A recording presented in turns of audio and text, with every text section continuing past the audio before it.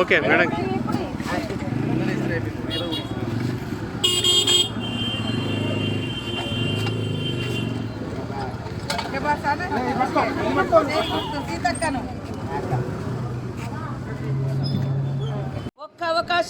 ఒక్క అవకాశం యువకుడు, ప్రజలకు తెలిసిన వ్యక్తి, గల్లీ గల్లీకి గడప గడపకు ఏ కష్టం ఉన్నా, ఏ ఇబ్బంది ఉన్నా, ఏ ఫంక్షన్ అయినా, ఏ పండగ అయినా నేనున్నా అని వచ్చేటువంటి వ్యక్తి మన నవీన్ యాదవ్ గారు. వారి గెలుపు ఇక లాంఛనమే. దాన్ని దృష్టిలో పెట్టుకొని తప్పుడు ప్రచారాలు చేస్తారు. దయచేసి ఎవరు బీఆర్ఎస్ అంటేనే ఒక అబద్ధానికి పుట్టిన పార్టీగా మారిపోయింది. వాళ్ళ సోషల్ మీడియా అంటేనే అబద్ధం.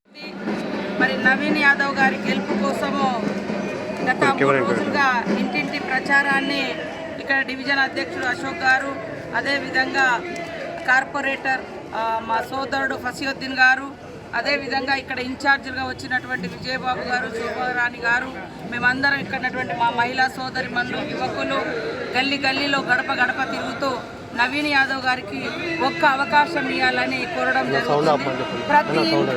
ప్రతి ఇంట్లో మంచి స్పందన ఉన్నది.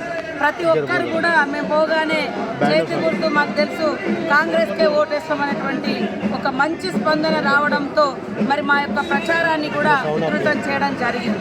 మరి నవీన్ యాదవ్ గారికి వస్తున్నటువంటి స్పందనను చూసి ఓర్వలేనటువంటి బీఆర్ఎస్ పార్టీ తప్పుడు ప్రచారాలు మొదలు పెట్టడం జరిగింది. సోషల్ మీడియాలో తప్పుడు ప్రచారాలు చేసి తప్పుడు మరి దాని ద్వారా ఏదో సాధించాలనుకుంటా ఉన్నారు.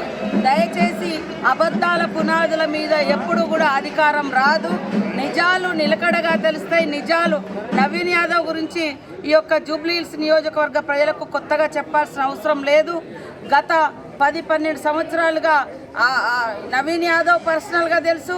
వారి కుటుంబం, వాళ్ళ ఫాదర్ కూడా ఈ యొక్క నియోజకవర్గంలో హైదరాబాద్లో చేసేటువంటి మంచి కార్యక్రమాలు తెలుసు.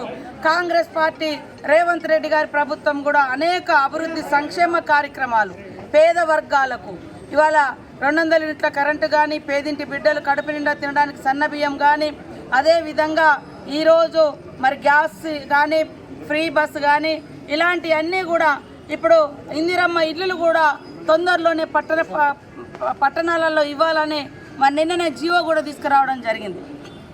గతంలో కేవలం ఇల్లులు ఇస్తామని ఊరిచ్చి ఓట్లు వేయించుకున్నారు. ఇప్పటికీ 3 సార్లు అవతల అభ్యర్థికి వాళ్ళ కుటుంబం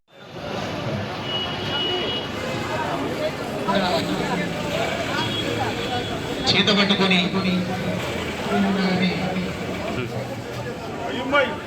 జై కాంగ్రెస్.